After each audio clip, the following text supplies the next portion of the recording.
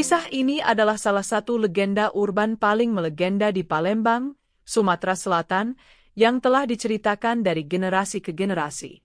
Konon, ini adalah pengalaman nyata yang menimpa seorang sopir taksi bernama Pak Anam, nama samaran, pada suatu malam di sekitar tahun 2002.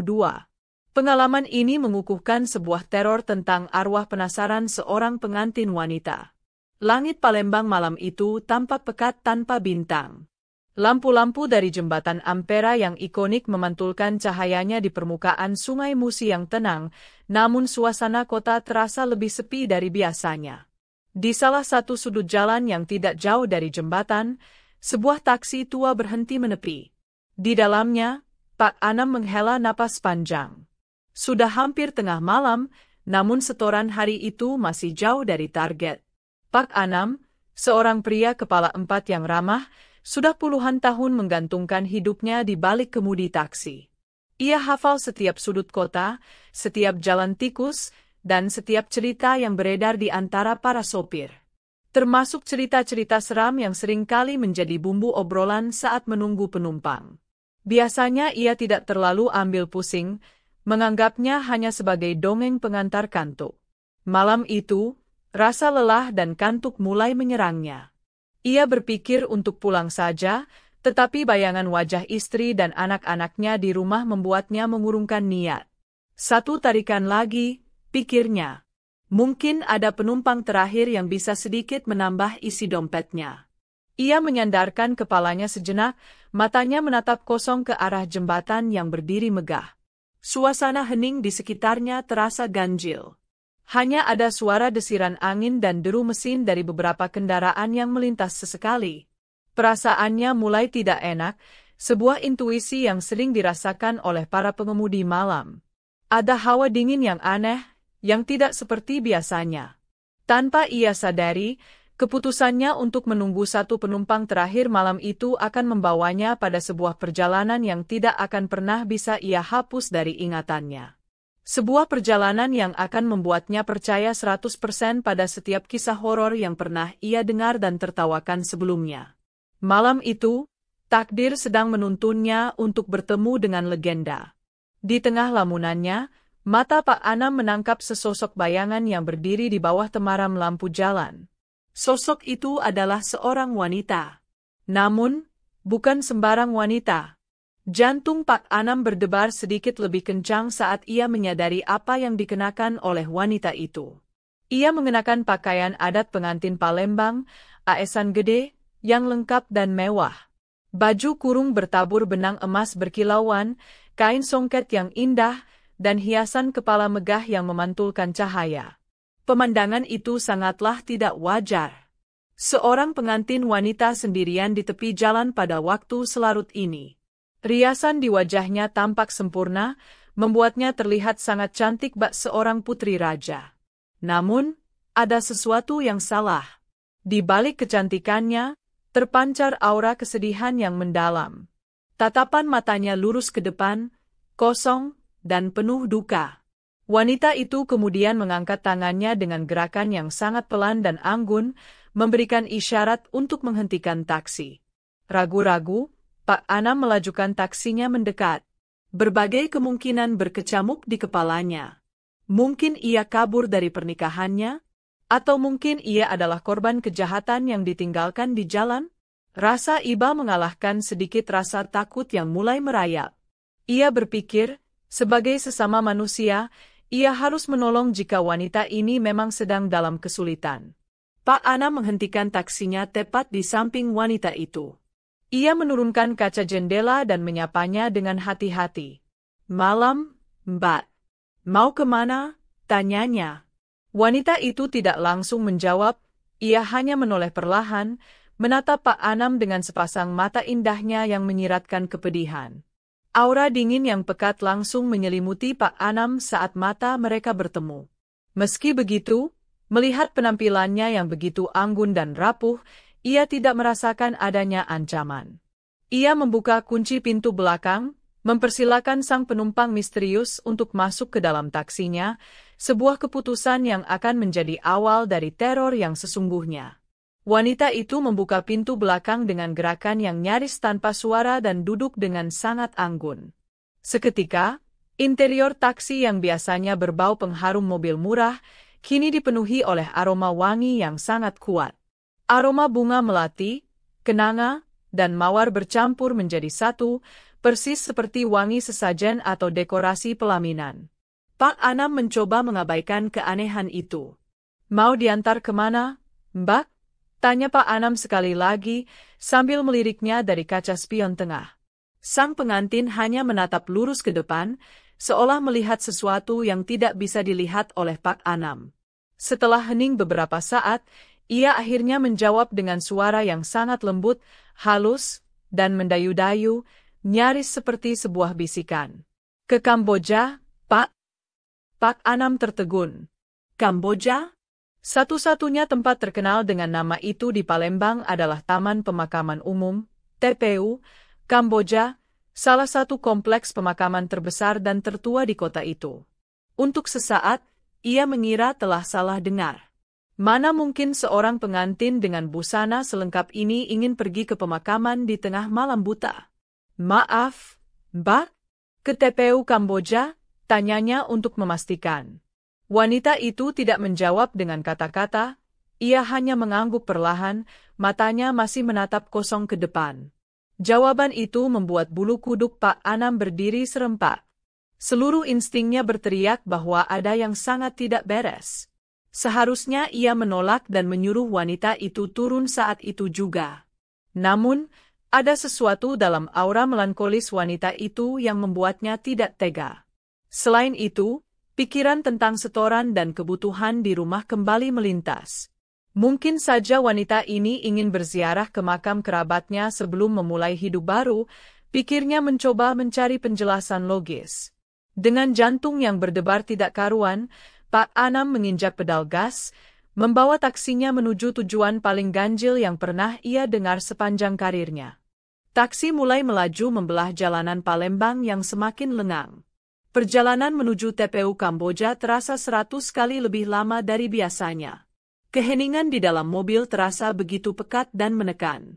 Pak Anam mencoba membuka percakapan untuk mengurangi ketegangan, menanyakan hal-hal ringan seperti apakah pestanya berjalan lancar atau dari mana ia berasal. Namun, tidak ada satupun pertanyaannya yang dijawab. Sang pengantin hanya duduk diam membisu di jok belakang. Pak Anam sesekali meliriknya dari kaca spion. Wanita itu tidak bergerak sedikit pun, posturnya tetap tegak sempurna, tangannya tertangkup di pangkuan. Hanya matanya yang kadang terlihat berkaca-kaca, seolah menahan tangis yang tak kunjung tumpah. Pemandangan itu membuat suasana semakin pilu sekaligus menyeramkan. Aroma bunga setaman yang tadi wangi kini mulai terasa aneh. Baunya menjadi semakin tajam dan menyengat, memenuhi setiap rongga di dalam mobil hingga membuat Pak Anam sedikit pusing dan mual. Hawa di dalam taksi pun terasa turun drastis, menjadi sangat dingin seolah pendingin udara disetel ke suhu terendah, padahal pendingin udaranya sudah lama rusak. Pak Anam mulai berkeringat dingin. Tangannya yang mencengkeram setir terasa basah dan gemetar. Ia mencoba menyalakan radio untuk memecah kesunyian, namun yang terdengar hanyalah suara kresek-kresek statis yang aneh, tidak peduli saluran manapun yang ia coba. Akhirnya ia mematikannya kembali, pasrah pada keheningan yang mencekam. Perasaannya campur aduk antara takut, kasihan, dan penasaran. Ia hanya ingin perjalanan ini segera berakhir. Setiap meter yang mereka tempuh terasa seperti sebuah siksaan batin. Ia terus merapal dalam hati doa-doa yang ia hafal, memohon perlindungan kepada Allah dari hal-hal yang tidak diinginkan. Ia tidak tahu bahwa akhir dari perjalanan ini akan jauh lebih mengerikan dari apa yang ia bayangkan. Setelah melewati perjalanan yang terasa seperti selamanya, akhirnya taksi yang dikemudikan Pak Anam tiba di depan tujuan. Di hadapannya berdiri gerbang utama TPU Kamboja yang tinggi dan terbuat dari besi. Pada malam hari, tempat itu tampak sangat angker. Dikelilingi tembok tinggi dan pepohonan besar yang rindang, suasananya begitu sunyi dan gelap, hanya diterangi oleh satu lampu jalan yang cahayanya redup. Gerbang itu terkunci rapat, seperti biasa pada jam selarut ini. Sudah sampai, Pak? Cukup di sini. Suara lembut sang pengantin memecah keheningan, membuat Pak Anam terlonjak kaget. Ia segera menghentikan taksinya di tepi jalan, tepat di depan gerbang pemakaman. Ia menoleh ke belakang, bersiap untuk menanyakan bagaimana wanita itu akan masuk. Namun sebelum ia sempat bertanya, wanita itu sudah menyodorkan beberapa lembar uang 100 ribuan yang terlipat rapi. Jumlahnya jauh lebih banyak dari tarif normal. Ini ongkosnya, Pak. Ambil saja semua, kembaliannya untuk Bapak, ucapnya dengan nada datar. Pak Anam ragu-ragu untuk menerimanya, namun tatapan wanita itu seolah memaksanya. Dengan tangan sedikit gemetar, ia menerima uang itu. Rasanya aneh, kertasnya terasa sangat kaku dan dingin. Setelah menerima ongkos, sang pengantin membuka pintu dan turun dari taksi. Gerakannya masih sama, anggun dan sangat ringan, nyaris tidak menimbulkan suara apapun. Pak Anam hanya bisa terpaku di dalam taksinya, mengamati apa yang akan dilakukan oleh penumpang misteriusnya. Ia masih berpikir, mungkin wanita itu akan menelepon seseorang atau menunggu jemputan lain untuk masuk ke dalam. Namun, apa yang terjadi selanjutnya benar-benar di luar nalar dan akal sehatnya. Setelah turun dari taksi, sang pengantin tidak berhenti atau melihat sekeliling. Ia berjalan lurus dengan langkah pelan namun mantap menuju gerbang besi yang terkunci rapat. Pak Ana memperhatikan dari dalam mobil, jantungnya berdebar semakin kencang, firasat buruknya mencapai puncak. Ia ingin meneriaki wanita itu, mengatakan bahwa gerbangnya terkunci, tetapi mulutnya seolah terkunci rapat, tidak bisa mengeluarkan suara. Di bawah cahaya lampu jalan yang redup, sebuah pemandangan yang mustahil terjadi di depan mata Pak Anam. Saat tubuh sang pengantin mendekati gerbang, sosoknya tidak berhenti. Tubuhnya yang tampak padat itu mulai terlihat transparan, seperti bayangan yang terbuat dari asap. Tanpa halangan sedikit pun, ia berjalan menembus jeruji-jeruji besi yang kokoh itu seolah gerbang itu tidak pernah ada. Pak Anam terbelalak, matanya nyaris keluar dari rongganya. Ia tidak bisa mempercayai apa yang baru saja ia saksikan. Setelah berhasil melewati gerbang, sosok sang pengantin terus berjalan masuk ke dalam area pemakaman yang gelap gulita. Gaunnya yang berkilauan perlahan-lahan meredup, menyatu dengan kegelapan di antara nisan-nisan tua, hingga akhirnya lenyap sepenuhnya dari pandangan. Keheningan total kembali menyelimuti. Satu-satunya yang tersisa hanyalah aroma bunga melati yang pekat yang seolah menempel di udara dan di dalam taksinya. Pak Anam duduk membeku di kursi kemudi, seluruh tubuhnya gemetar hebat. Otaknya menolak untuk memproses kejadian supernatural yang baru saja berlangsung di hadapannya. Tidak ada lagi keraguan. Penumpangnya barusan bukanlah manusia. Ia adalah arwah penasaran, hantu pengantin yang selama ini hanya ia anggap sebagai dongeng. Rasa takut yang luar biasa kini meledak di dalam dadanya, sebuah teror murni yang membuatnya ingin segera lari dari tempat itu. Dalam kondisi syok berat, Pak Anam butuh beberapa saat untuk menguasai dirinya kembali. Napasnya terengah-engah, dan keringat dingin membasahi keningnya. Tangannya yang masih mencengkeram setir terasa begitu dingin dan kaku. Hal pertama yang terlintas di benaknya adalah uang yang baru saja ia terima. Sebuah dorongan aneh membuatnya ingin memastikan benda itu nyata. Dengan tangan yang gemetar hebat, ia mengambil lembaran uang yang ia letakkan di dashboard mobil. Ia membukanya di bawah cahaya lampu interior taksinya yang redup. Namun, apa yang ada di telapak tangannya bukanlah lembaran uang berwarna merah. Pemandangan itu membuatnya menjerit tertahan. Uang itu telah berubah wujud. Di telapak tangannya kini hanya ada segenggam kelopak bunga berwarna-warni yang masih segar, mawar merah, melati putih, kenanga kuning, dan beberapa jenis bunga lainnya. Itu adalah kembang 7 rupa, bunga yang biasa digunakan untuk upacara pemakaman atau ditaburkan di atas pusara. Aroma bunga yang menyengat kini terasa datang langsung dari tangannya. Melihat itu, Pak Anam merasakan gelombang teror yang begitu dahsyat. Ini adalah bukti final yang tak terbantahkan. Ia tidak hanya mengantar hantu, tetapi ia juga dibayar dengan uang dari alam lain. Dengan panik, ia segera membuka jendela dan melemparkan kelopak-kelopak bunga itu keluar. Ia tidak ingin benda itu berada di dalam taksinya sedetik pun lebih lama. Tanpa berpikir panjang lagi, ia menyalakan mesin mobilnya dan menginjak pedal gas sedalam-dalamnya.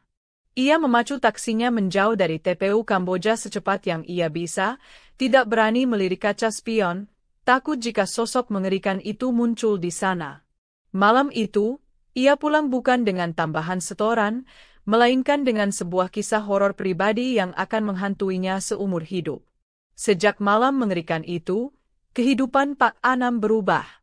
Ia menderita demam tinggi selama berhari-hari dan sering terbangun di tengah malam karena mimpi buruk. Sosok sang pengantin dan upah kembang 7 rupa itu terus membayanginya.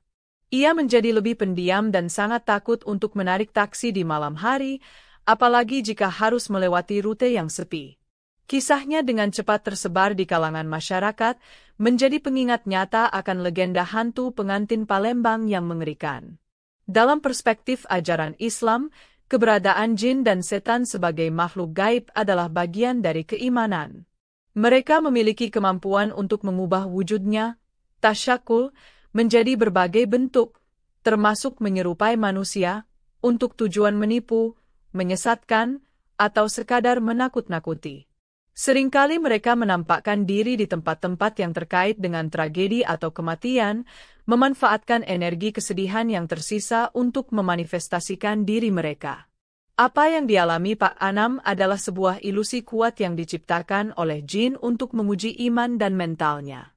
Pelajaran moral yang dapat dipetik dari kisah ini sangatlah berharga. Pertama, ia mengajarkan kita untuk selalu waspada dan mendengarkan firasat atau intuisi, karena seringkali itu adalah bisikan kebenaran yang melindungi kita dari mara bahaya. Kedua, kisah ini menjadi pengingat agar tidak mudah terlena oleh godaan materi, seperti ongkos besar yang ditawarkan, yang bisa membutakan kita dari kejanggalan yang ada. Terakhir, ini adalah renungan bahwa dunia gaib bukanlah ranah untuk dicari tahu atau ditantang. Satu-satunya perlindungan sejati adalah dengan senantiasa mendekatkan diri dan memohon penjagaan kepada Allah, Sang Maha Pelindung dari segala tipu daya makhluknya. Demikianlah kisah ini diceritakan, semoga dapat menghibur dan menambah wawasan, segala kebenaran detailnya, kita kembalikan kepada Allah, Tuhan pemilik kisah kehidupan.